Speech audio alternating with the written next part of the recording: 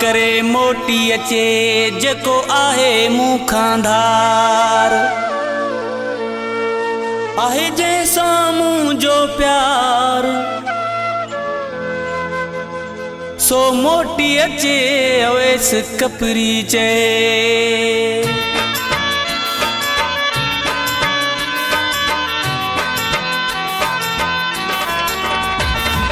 वाह जो मुंहिंजी मोहब्बत जो सिलो तो यार दिनो आ वाह जो मुंहिंजी मोहब्बत जो सिलो तो यार दिनो आ बेडो मूंखे मिठा चिनी तो धार कयो आ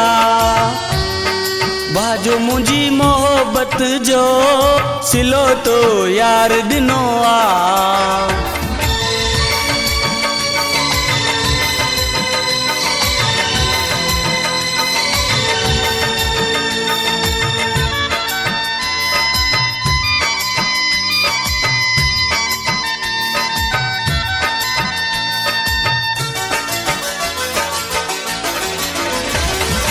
रोए थी अज भी दिल चरी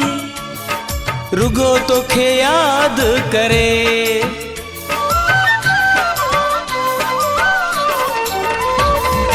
रोए थी अज भी दिल चरी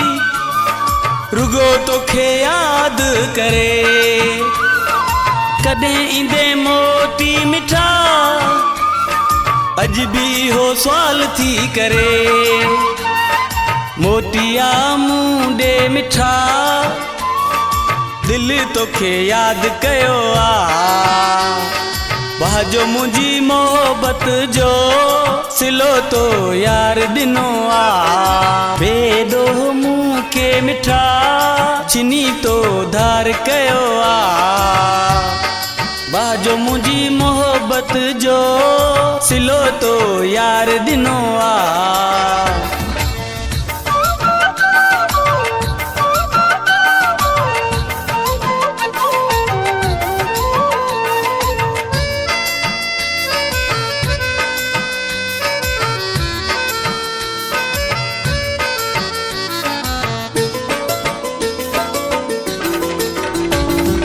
जॾहिं का मूंखां मिठा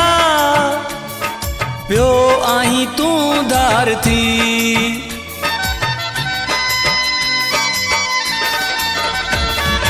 जॾहिं का मूंखां मिठा पियो आहीं तूं धार थी ज़िंदगी मुंहिंजी मिठा भैया हाणे बार थी तोखां सिवा मुंहिंजा मिठा जीअण मुंहिंजो ॾाढो ॾुखियो आ बाजो मुंहिंजी मोहब्बत जो सिलो तो यार दिनो आ बेडो मूंखे मिठा चिनी तो धार कयो आ बाजो मुंहिंजी मोहब्बत जो सिलो तो यार दिनो आ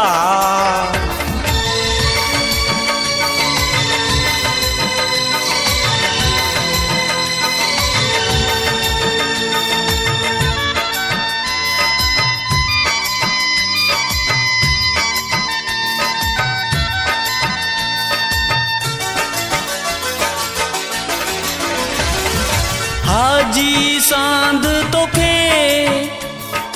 अज भी थो याद करे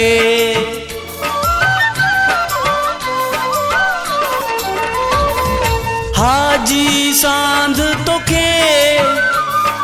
अज भी थो याद करे मिठी में तो लाए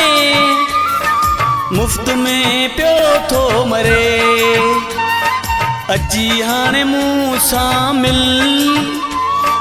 इंतज़ार ॾाढो ॾुखियो आ बाजो मुंहिंजी मोहब्बत जो सिलो तो यार दिनो आ बाजो मुंहिंजी मोहब्बत जो सिलो तो यार दिनो आ बेडो मूंखे मिठा छिनी तो धार कयो आ बेडो मूंखे मिठा छिनी तो धार कयो आ। बाजो मुझी मोहब्बत जो सिलो तो यार दिनो आ।